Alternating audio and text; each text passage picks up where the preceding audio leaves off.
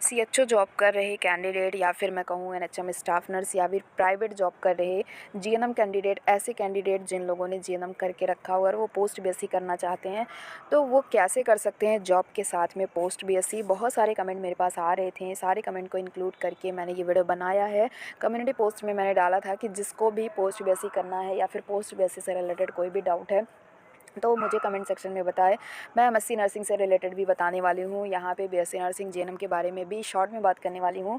जो लोग भी जीएनएम अभी रिसेंट में करना चाहते हैं, मतलब अभी एडमिशन नहीं लिया, अगर जीएनएम में एडमिशन करना चाहते हैं, आपके रिलेटिव है, तो आप उनको समझा सकते हैं कि जीएनएम की जो अपॉर्चुनिटी वो है वो कम है, तो इससे बेटर है कि बीएससी नर्सिंग करना। और जिन लोगों ने अगर जीएनएम किया हुआ है, बीएससी नर्सिंग नहीं किया है, तो कैसे अपने डिग्री को अपडेट कर सकते हैं पोस्ट बीएससी में। अगर जिसकी जॉब नहीं लगी है तो उनके लिए तो बेटर है डायरेक्ट एडमिशन ले सकते हैं। अगर आपको फाइनेंशियल प्रॉब्लम है तो मैं यहाँ पे बताने वाली हूँ कि कैसे आप कम पैसे में पोस्ट बीएससी कर पाएंगे, कौन कौन से गवर्नमेंट कॉलेजेस हैं, कैसे वहाँ पे एडमिशन लेना है, क्या एडमिशन का प्रोसेस है।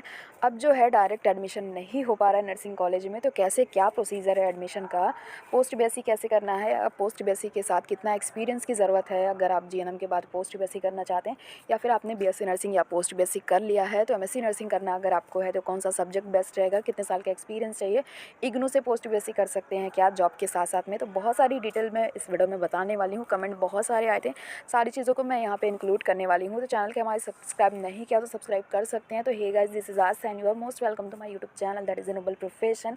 Today I am going to discuss about post BSc nursing.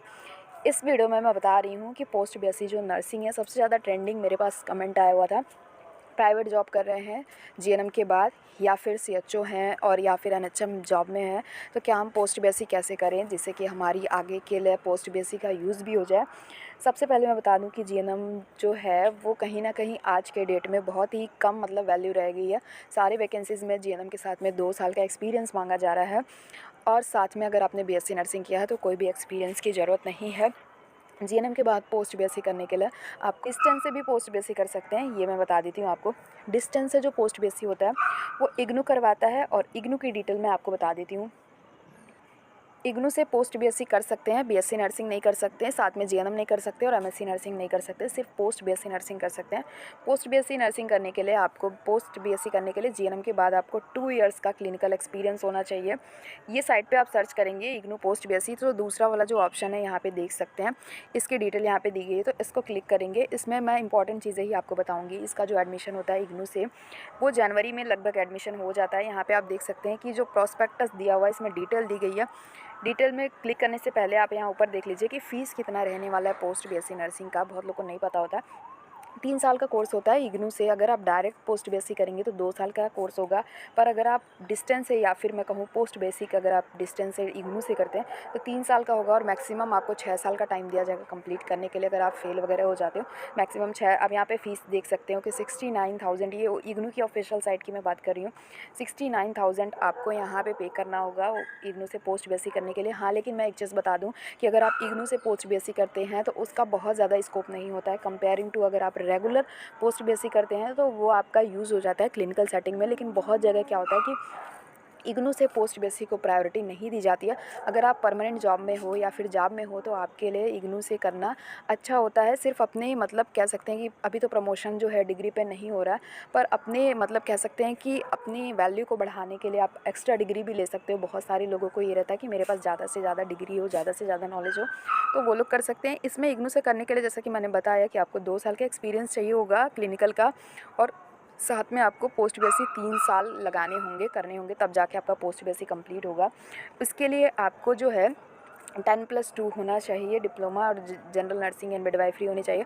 अगर कोई मेल नर्स है, अगर उसने मिडवाइफरी से नहीं किया हुआ है तो उसके पास में 6 से 9 महीने का कोई भी एडिशनल ड्यूरेशन कोर्स होना चाहिए, एडिशनल कोई डिप्लोमा होनी चाहिए, जैसे कि ऑन्कोलॉजी नर्सिंग या फिर चाइल्ड हेल्थ नर्सिंग, कोई भी चीज़ का एक डिप्लोमा होना चाहिए, जिससे कि मतलब 6 से 9 महीने का कोई भी कोर्स किया हो, तब जाके वो पोस्ट बीएससी इग्नू से कर सकता है। फ़ीस मैंने बता दी, इसकी डिटेल में बता देती हूँ। यहाँ पे जब हम लोग इसको प्रॉस्पेक्टस ओपन करते हैं तो इसमें बहुत सारी चीज़ें दी गई, इसको मैंने डिटेल में पढ़ा है। तो यहाँ से क्लियर है कि इसका जो एडमिशन है वो आपका जनवरी तक मतलब एडमिशन होता है, जनवरी में एडमिशन स्टार्ट हो जाता है और जनवरी के बाद से इसमें एंट्रेंस एग्ज़ाम देना होता है। एंट्रेंस एग्ज़ाम के बाद इसमें सिलेक्शन होता है। पूरी डिटेल इसमें दी गई है। अगर आपको लगता है कि इग्नू से आप थोड़ा सा भी पोस्ट कर बीएससी करने में इंटरेस्टेड हो तो इस पीडीएफ को ज़रूर पढ़ें। इसमें आपको फ़ीस मैंने बता दिया और पढ़ाई का भी क्राइटेरिया बता दिया। बाकी डिटेल चीज़ें इसमें दी गई हैं, कैसे स्टडी मटेरियल क्या है, कितने नंबर पाने हैं, कितने अटैम्प्ट्स में एग्ज़ाम है, मतलब पूरी डिटेल दी गई है। अगर आप इंटरेस्टेड हो तो आप इसको पढ़ सकते हो। सारी चीज़ें इसमें डिटेल में दी गई है। First year, second year, third year 3 साल का पोस्ट बीएससी इसमें होता है, तो थर्ड ईयर तक की पूरी डिटेल दी गई है। आपको क्या क्या चीज़ें सबमिट करनी होती है ये सारी चीज़ें दी गई हैं। फ़ीस वगैरह भी सब कुछ दी गई है, तो आप इसमें डिटेल में पढ़ सकते हैं। पोस्ट बीएससी करना तो ईजी है, डिस्टेंस है, पर ये ड्यूरेशन ज़्यादा है। 3 साल का पोस्ट बीएससी और 2 साल का आपको एक्सपीरियंस सबमिट करना। नॉर्मली जो है आपको पोस्ट बीएससी करने के लिए जेएनएम के बाद कोई भी एक्सपीरियंस की ज़रूरत नहीं है। अगर आप पोस्ट बीएससी से रिलेटेड कोई भी आपको क्वेरी हो तो यहाँ पे दिया है, इंक्वायरी का जो भी नंबर है यहाँ पे आप कॉन्टैक्ट कर सकते हैं और डिटेल में जान सकते हैं। अब मैं बताऊं कि गवर्नमेंट कॉलेज से एमएससी नर्सिंग या फिर पोस्ट बीएससी नर्सिंग कैसे कर सकते हैं। प्रेजेंट टाइम में आपको पता होगा कि अब जो है डायरेक्ट एडमिशन नहीं ले सकते हैं बीएससी नर्सिंग में, एमएससी नर्सिंग में और पोस्ट बीएससी नर्सिंग में भी नहीं ले सकते हैं। इसके लिए आपको यूपी में एग्ज़ाम देना होगा। अगर आप यूपी के कैंडिडेट हो, ऑल इंडिया में तो नहीं, पर यूपी में अगर आप मतलब पोस्ट बीएससी करना चाहते हैं तो आपको सेट का एग्ज़ाम देना पड़ेगा। सेट का कॉमन एंट्रेंस टेस्ट देना पड़ेगा और सेट के एग्ज़ाम के लिए जिसमें AIIMS, KGMU, Saifai, sorry AIIMS नहीं, केजीएमयू, अटल बिहारी जो यूनिवर्सिटी है और साथ में केजीएमयू, इन लोगों ने अपना खुद का एक मतलब एग्ज़ाम को क्रिएट करवाया। इसका आपको पता होगा कि अब बीएससी नर्सिंग डायरेक्ट नहीं कर सकते, तो एग्ज़ाम देना होगा। सेट के एग्ज़ाम देने के लिए आपको अटल बिहारी मेडिकल यूनिवर्सिटी से करना होगा। इसका जो है एंट्रेंस फॉर्म स्टार्ट हो गया फिल करने के लिए, तो आपने देखा होगा, आई थिंक अभी आपने नहीं देखा तो आप यहाँ पे देख सकते हैं। जैसे ही स्क्रॉल करके जाओगे तो यहाँ पे पूरी डिटेल आ चुकी है। नोटिस पर BSc nursing admission, post BSc admission और साथ में एमएससी नर्सिंग के एडमिशन से रिलेटेड आ चुका है, तो आप यहाँ पर फॉर्म भर सकते हैं। जैसे ही आप अटल बिहारी वाजपेयी यूनिवर्सिटी की साइट पे जाएंगे तो यहाँ पे देख सकते हैं 4 साल बीएससी नर्सिंग का कोर्स, पोस्ट बीएससी और साथ में एमएससी नर्सिंग का दिया हुआ है। तो पोस्ट बीएससी की बात कर रही हूँ, तो जैसे ही आप इन्फॉर्मेशन ब्रोचर को खोलेंगे तो यहाँ पे पूरी डिटेल दी गई है कि क्या चीज़ आपको करना है। तो अभी जो है फॉर्म फिलअप करना स्टार्ट हो चुका है और फॉर्म की जो लास्ट डेट है वो मैं आपको बता देती हूँ। यहाँ पे दिया हुआ है एप्लीकेशन जो है वो 15 अप्रैल से स्टार्ट होगा और 18 मई तक आपको एप्लीकेशन फॉर्म फिल करना है। एडमिट कार्ड आपका 25 तारीख को आएगा और 4 जून को आपका एंट्रेंस होने वाला है। 4 जून को एंट्रेंस के बाद में आपका ये जो है एग्ज़ाम का रिज़ल्ट वगैरह डिक्लेयर हो जाएगा। यहाँ पे सारी दी गई हैं कि कहाँ पे आपके एग्ज़ाम सेंटर्स हैं, मतलब डिटेल में अगर आपको देखना है तो ये PDF आप ऑफिशियल साइट से डाउनलोड कर सकते हैं। 3000 रुपये लगभग फ़ीस रहने वाली है एंट्रेंस की। और पोस्ट बीएससी के लिए आपको क्या क्या चीज़ों की ज़रूरत है ये आप देख सकते हैं। अगर आप मेल नर्सेज हैं, सपोज़ मैंने बताया कि पोस्ट बीएससी में आपको कोई भी एक्सपीरियंस की ज़रूरत नहीं है, लेकिन अगर आप मेल कैंडिडेट हैं तो मेल कैंडिडेट के लिए अगर आपने मिडवाइफरी का कोर्स नहीं करा, जैसे जीएनएम में भी मिडवाइफरी वाला पहले मेल के लिए अलाउ नहीं था, तो अभी अगर आपने मिडवाइफरी मेल के लिए नहीं किया तो आपको इसमें से कोई एक कोर्स आपको करना होना चाहिए, तभी आप जाके पोस्ट बीएससी कर पाएंगे। और बाकी आपको कोई भी एक्सपीरियंस की ज़रूरत नहीं है पोस्ट बीएससी करने के लिए। डिटेल इसमें दी गई है। तो पोस्ट बीएससी में अगर आप एडमिशन लेना चाहते थे, इसमें गवर्नमेंट और प्राइवेट कॉलेज दोनों एडमिशन के लिए आपको CNET टेस्ट देना पड़ेगा। CNET का यहाँ पर लिखा हुआ है कॉमन नर्सिंग एंट्रेंस टेस्ट आपको देना पड़ेगा। 2023-24 के लिए आ चुका है। तो जो लोग भी इंटरेस्टेड हैं, यूपी में ये एग्ज़ाम हो रहा है, तो अगर आप यूपी के कैंडिडेट हैं तो आप देख सकते हैं। बाकी एम्स का एग्ज़ाम जो है वो अपना सेपरेट करवाता है, या फिर अदर जो मतलब स्टेट के कॉलेजेस हैं वो अपना एग्ज़ाम खुद का अलग करवाते हैं। तो यूपी के लिए ये होने वाला है। यहीं पे जिन लोगों ने अगर बीएससी नर्सिंग कर लिया है तो 2 साल का एमएससी नर्सिंग कर सकते हैं। तो हम लोग एलिजिबिलिटी क्राइटेरिया में यहाँ पे देख सकते हैं 17 साल की आपकी एज होनी चाहिए अगर आप एमएससी करना चाहते हैं। तो रजिस्ट्रेशन भी हो गया होना चाहिए। पहले का जो बीएससी नर्सिंग है तो आपका रजिस्ट्रेशन होना चाहिए। और यहाँ पे 1 year of work experience after BSc nursing, यहाँ पे देख सकते हैं कि बीएससी नर्सिंग आपको चाहिए। Minimum 1 year of work experience prior और आफ्टर पोस्ट बीएससी नर्सिंग। आपको एमएससी नर्सिंग अगर करना है तो एमएससी नर्सिंग के लिए आपको बीएससी नर्सिंग के बाद 1 साल का वर्क एक्सपीरियंस चाहिए। यहाँ पे दिया गया है 1 ईयर वर्क एक्सपीरियंस चाहिए एमएससी नर्सिंग के लिए। मेनली जो होता है टीचिंग एक्सपीरियंस चाहिए। एमएससी नर्सिंग करने के लिए, तो यहाँ पे दिया गया है आपकी डिटेल आप यहाँ पे देख सकते हैं। कई सारे सब्जेक्ट से आप एमएससी नर्सिंग कर सकते हैं। जिस सब्जेक्ट में आपको इंटरेस्ट है उस सब्जेक्ट से आप एमएससी नर्सिंग कर सकते हैं। अगली वीडियो में मैं ज़रूर बताऊँगी कि किस सब्जेक्ट से एमएससी नर्सिंग करना फ्यूचर के लिए बेटर होता है।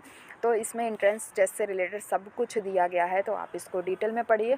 अगर आप एडमिशन लेना चाहते हैं तो एंट्रेंस एग्ज़ाम दीजिए, मेरिट पे आपका सिलेक्शन होगा और उसके हिसाब से आपको government college even private college allot होंगे। वीडियो को लास्ट में मैं लिस्ट दिखाऊंगी आपको कि कौन कौन से कॉलेजेस हैं ऑल इंडिया में जो आईएनसी से एफिलिएटेड है नर्सिंग कॉलेज जीएनएम के लिए, बीएससी नर्सिंग के लिए और या फिर एमएससी नर्सिंग के लिए। एनएचएम में जॉब कर रहे हैं या फिर प्राइवेट जॉब कर रहे हैं या फिर सीएचओ हैं या फिर परमानेंट पोस्ट पे हैं तो क्या पोस्ट बीएससी कर सकते हैं। तो एक चीज़ मैं लीगली बता दूँ कि दो चीज़ें एक साथ में नहीं कर सकते हैं। अगर आप रेगुलर पोस्ट बीएससी करना चाहते हैं या फिर पोस्ट बीएससी एमएससी कुछ भी करना चाहते हैं तो उसके लिए आपको एक साथ में आप जॉब के साथ में नहीं कर सकते हैं। एक कैंडिडेट ने मेरे से बहुत सारी बहस की थी कमेंट में। उन्होंने बताया था कि उनके राज्य में जॉब के साथ साथ में पोस्ट बीएससी अलाउ करते हैं, रेगुलर आप जॉब भी करिए और रेगुलर आप पोस्ट बीएससी की डिग्री लीजिए। तो ऐसा उन्होंने बताया था। तो नेक्स्ट टाइम जब वो कमेंट करेंगे तो आप ज़रूर उनसे कांटेक्ट करें कि कहाँ से उनको ऐसी चीज़ें मिल रही हैं, तो जिनको भी ज़रूरत है वो लोग कर सकते हैं। बाकी मैं आपको बता दूँ तो यूपी में ऐसा कुछ भी नहीं है। अगर आप प्राइवेट जॉब कर रहे हो, एनएचएम जॉब कर रहे हो या फिर सीएचओ जॉब कर रहे हो तो लीगली आप जो है उसके साथ में पोस्ट बीएससी नहीं कर सकते हैं। हाँ, लेकिन मैं बताऊं कि 90% जो हैं पोस्ट बीएससी अगर कर रहे हैं जॉब के साथ, एनएचएम के साथ या फिर सीएचओ जॉब के साथ, प्राइवेट जॉब के साथ आप कर सकते हैं। मैं मान सकती हूँ कि प्राइवेट जॉब में इतना नहीं देखा जाता है। प्राइवेट जॉब अगर आप कर रहे हो तो आप साथ में डिग्री जो आपकी पोस्ट बीएससी की होगी वो रेगुलर होगी। बस एग्ज़ाम देने कैंडिडेट जाते हैं, रेगुलर अटेंड नहीं करते हैं क्लासेस, ये मैं मान सकती हूँ। पर अगर आप एनएचएम के जॉब के साथ में कर रहे हैं तो आप किसी को भी मत बताइए कि आप जो है एनएचएम के साथ में वो जॉब कर रहे हैं। अगर आपको करना है तो मैक्सिमम लोग यही करते हैं कि एनएचएम की जॉब कर रहे हैं या फिर सीएचओ की जॉब कर रहे हैं या फिर टीचिंग कर रहे हैं तो वो लोग जो हैं आगे की स्टडी कंटिन्यू करते हैं। पर एक चीज़ मैं बता दूं, अगर आप ऐसा कर रहे हो एनएचएम की जॉब के साथ पोस्ट बीएससी कर रहे हो तो आप अपने कह सकते हैं कि आप अपने ख़ास फ्रेंड से भी ये बातें ना शेयर करें तो ज़्यादा बेटर होगा। एक्चुअल में क्या होता है कि जब कभी आप परमानेंट जॉब में जाते हैं तो जब वहाँ पे डॉक्यूमेंट वेरिफिकेशन होता है तो उस टाइम में आपकी डिग्री को मैच कराया जाता है। जैसे कि अगर आपने एक्सपीरियंस लगाया हुआ है तो अगर आप उस समय का पोस्ट बीएससी वहाँ पे दिखाते हो जिस टाइम का आपने एक्सपीरियंस लगाया हो तो कहीं ना कहीं ये आपके लिए प्रॉब्लम हो सकती है। तो ये अपने माइंड में रख के चलें कि कहीं पर भी अगर आप एक्सपीरियंस लगाएं तो उस टाइम का आप कोई भी डिग्री ना दिखाएं या फिर डिग्री लगाएं तो उस टाइम का एक्सपीरियंस ना दिखाएं। हुआ क्या था कि ऐसे आयोग में एक्सपीरियंस मांगा गया था और कुछ लोगों ने अपने एक्सपीरियंस दिखाए थे जिस टाइम में उन्होंने पोस्ट बीएससी किया और कुछ लोगों ने दोनों चीज़ें दिखा दी थी। तो बाद में कहीं ना कहीं थोड़ी बहुत प्रॉब्लम हो जाती है। तो इसीलिए हमेशा जो है सही के रास्ते पे चलना चाहिए ताकि फ्यूचर में आपको कोई भी प्रॉब्लम नहीं हो। तो अगर आप एनएचएम जॉब कर रहे हैं तो आप कर सकते हैं पोस्ट बीएससी, हाँ, लेकिन ये बातें किसी से शेयर नहीं करनी है क्योंकि ये तो आप भी जानते हैं कि एक साथ में डिग्री लेने के लिए तो कई सारी डिग्रियाँ एक साथ में ले सकते हैं। साथ में जीएनएम कर सकते हैं, साथ में बीएससी कर सकते हैं, नॉर्मल बीएससी कर सकते हैं, बीए कर सकते हैं, कुछ भी कर सकते हैं। पर उसका यूज़ क्या होता है कि आप एक साथ में सारी डिग्रियां नहीं दिखा सकते हैं। तो आपको ऐसा नहीं करना है। अगर आप जैसे ही जीएनएम कर लेते हो तो कोशिश ये करिए कि अगर आपका फाइनेंशियली आप स्टेबल हो तो आप डायरेक्ट तुरंत ही पोस्ट बीएससी कर लीजिए। लेकिन अगर आपकी जॉब लग जाती है, अगर आप एबल हो तो एनएचएम की जॉब ज्वाइन ना करो, लेकिन आपको लगता है कि बाद में आपको जॉब नहीं मिलेगी तो एनएचएम की जॉब ले सकते हैं और साथ में पोस्ट बीएससी करिए। पर अपने मतलब पोस्ट बीएससी जो कर रहे हैं आप किसी से भी डिस्क्लोज़ मत करिए ताकि कल को अगर किसी ने भी कंप्लेन कर दी तो आपके लिए थोड़ी बहुत प्रॉब्लम हो सकती है। तो आप मेरी बात को क्लियरली ये चीज़ को समझो कि आप डिग्री लीजिए पर किसी से भी शेयर मत करिए क्योंकि कल को अगर किसी ने वेरिफिकेशन में आपके कल को आपका परमानेंट जॉब लग जाता है और किसी ने आपके ऊपर ऑब्जेक्शन कर दिया कि ये एनएचएम की जॉब कर रहा था साथ में आपका रेगुलर पोस्ट बीएससी या फिर रेगुलर डिग्री लिया हुआ है तो कहीं ना सरकार आपसे सवाल ज़रूर उठा देगी, प्रॉब्लम आपके लिए हो जाएगी। कर सकते हैं मैक्सिमम लोग एमएससी नर्सिंग या फिर पोस्ट बीएससी नर्सिंग घर बैठे ही करते हैं, जॉब के साथ में करते हैं। अगर आप परमानेंट जॉब कर रहे हैं सपोज़ तो उस कंडीशन में आपको रिस्क बिल्कुल भी नहीं लेना है। अगर आप परमानेंट जॉब कर रहे हैं तो कोई भी इलीगल डिग्री आपको नहीं लेनी है, नहीं तो आपको परमानेंट जॉब जो है वो हाथ से चली जाएगी। उसके लिए आपको क्या करना है, आपको एजुकेशन लीव मिलता है। जैसे आपने अगर पोस्ट बीएससी नहीं किया हुआ है तो आपको 2 साल का एजुकेशन लीव मिलेगा। लेकिन एजुकेशन लीव जो होता है वो विदाउट पेमेंट होता है, जहाँ तक कि मैंने पता किया है अपने डिपार्टमेंट में। तो वहाँ से पता चला अगर मुझे एजुकेशन आगे का लेना होगा, जैसा कि मैंने पोस्ट बीएससी करा है, मैंने सोचा कि एमएससी नर्सिंग कर लें, बस फाइनेंशियल स्टेबिलिटी नहीं थी, इस वजह से हमने एमएससी नर्सिंग नहीं किया। तो मैंने पता किया कि एमएससी नर्सिंग करने के लिए क्या है, तो उन्होंने ये बताया कि आपको लीव मिलेगी, एजुकेशन लीव मिलेगी 2 साल की या फिर जितने साल का आपका कोर्स होगा, एजुकेशन लीव मिलेगा, पर आपको कोई भी पेमेंट नहीं किया जाएगा। कहीं-कहीं पे ये सुनने में आया था कि हाफ़ पेमेंट दिया जाता है, पर मेरे डिपार्टमेंट में ऐसा बताया गया कि आपको कोई पेमेंट नहीं दी जाएगी। 2 साल के लिए आपको बस लीव मिलेगा, आपको कोई भी पेमेंट नहीं दी जाएगी। तो अगर आपको लीगली करना है, अगर आप परमानेंट जॉब में हैं, तो लीगली अगर आपको अब आगे का एजुकेशन लेना है तो आप लीगली जाइए, छुट्टी लेके जाइए, कोर्स करिए, पर कभी भी परमानेंट जॉब के साथ में कोई भी डिग्री ओवरलैप मत करिए, नहीं तो आगे चल के आपको प्रॉब्लम हो सकती है। अब मैं बात करूँ कि सिर्फ इंग्लिश में ही पोस्ट बीएससी, एमएससी नर्सिंग और बीएससी नर्सिंग होता है। जीएनएम में क्या होता है, एग्ज़ाम में आप हिंदी भी लिख सकते हो, इंग्लिश भी लिख सकते हो, दोनों लैंग्वेज चलता है। पर अगर आप पोस्ट बीएससी करना चाहते हो तो सारी बुक्स आपकी इंग्लिश में होगी, आपको हिंदी नहीं लिखना होगा एग्ज़ाम में, और हर चीज़ आपको इंग्लिश में ही करना होगा। तो ये थोड़ी प्रॉब्लम होती है जो कैंडिडेट बेसिकली हिंदी से जीएनएम करते हैं या फिर हिंदी से समझ के जीएनएम करते हैं, तो उनके लिए थोड़ा पोस्ट बीएससी करने में प्रॉब्लम होता है। अभी जो है सख्त रूल रेगुलेशन हो गया है, एग्ज़ाम वगैरह बहुत सीरियसली हो रहे हैं। तो अगर पोस्ट बीएससी करना चाहते हैं तो आपको अंग्रेजी पे अपनी पकड़ बनानी होगी, और एमएससी में तो आपको पता ही है कि इंग्लिश ही होता है, और बीएससी नर्सिंग कोर्स में भी इंग्लिश ही होता है, मतलब रिटन आपको इंग्लिश में करनी होती है। तो ये चीज़ आप ध्यान में रखें। अगर आप पोस्ट बीएससी करना चाहते हैं तो अपने एजुकेशनल स्टैंडर्ड को आपको बढ़ाना पड़ेगा। पोस्ट बीएससी नर्सिंग के बाद आप एमएससी नर्सिंग कर सकते हैं।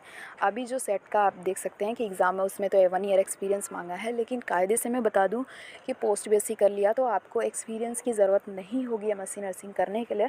तो ये आप अगर यूपी में हैं तो यूपी के एग्ज़ाम में अगर नहीं भी होता है तो अदर स्टेट में आप एग्ज़ाम के लिए अप्लाई कर सकते हैं। बेसिकली यूपी के कैंडिडेट जो हैं वो अदर स्टेट से पोस्ट बीएससी करते हैं, जैसे कि बैंगलोर से या फिर अदर जो आसपास की उत्तराखंड वगैरह से वो लोग पोस्ट बीएससी करते हैं। तो कहीं ना कहीं ईजी रहता है, घर बैठे बैठे एग्ज़ाम भी दे देते हैं और घर बैठे बैठे रिज़ल्ट भी आ जाता है। तो एक चीज़ मैं बता दूं, अगर आपने जीएनएम बहुत अच्छे से पढ़ाई कर रखी है तो आप पोस्ट बेसिस डिस्टेंस से भी कर सकते हैं।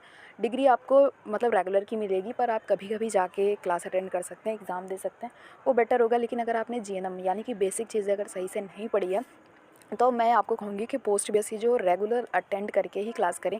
जॉब के लिए आपका बहुत ही अच्छा मतलब कि पढ़ाई में तैयारी हो जाएगा। और जिन लोगों ने बीएससी नर्सिंग अच्छे से नहीं किया है तो एमएससी नर्सिंग रेगुलर करें। रेगुलर एमएससी नर्सिंग करने से क्या होता है, एक कॉन्फिडेंस आता है और एक्चुअल में चीज़ों को आप समझोगे। कल को आप किसी बड़े पोस्ट पे जाओगे तो अगर आपने रेगुलर किया होगा एमएससी नर्सिंग तो बाकी चीज़ों को आप डील कर पाओगे। एडमिनिस्ट्रेटिव जॉब आपको मिलेगी तो कहीं ना कहीं प्रॉब्लम नहीं होगी आपको। एक और चीज़ मैं बता दूं कि बहुत सारे कैंडिडेट कंफ्यूज हैं कि हमें नहीं पता कि कॉलेज कौन कौन से हैं। तो कॉलेज को देखने के लिए आपको ऑफिशियल साइट आईएनसी पे जाना है, और हर साल उस पे जितने भी कॉलेज अप्रूव्ड होते हैं उसका लिस्ट आ जाता है। और ये लिस्ट जो है जुलाई से अगस्त के बीच में आ जाता है, जिससे हर साल में जितने भी कॉलेज एफिलिएशन मिलता है उसकी लिस्ट आ जाती है। कभी कभी कॉलेज क्या होता है कि एडमिशन तो ले लेता है पर उसका एफिलिएशन साइट पर नहीं शो करता है, आईएनसी में लिस्ट में वो नाम नहीं होता। तो स्टूडेंट घबरा जाते हैं कि उनका कॉलेज जो है क्या पता उनकी डिग्री है कि नहीं है, एफिलिएशन है कि नहीं है। तो एक चीज़ मैं बता दूं, कभी भी किसी कॉलेज का जब एफिलिएशन होता है तो 2 बार इंस्पेक्शन होता है।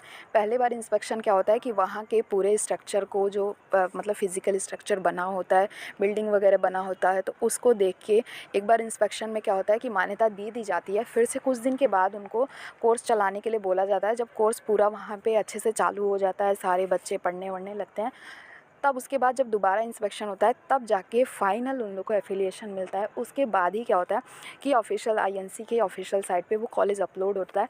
तो ऐसा बिल्कुल नहीं है कि अगर आपका नाम नहीं है कॉलेज का तो इसका मतलब ये नहीं कि आपका एफिलिएशन नहीं है।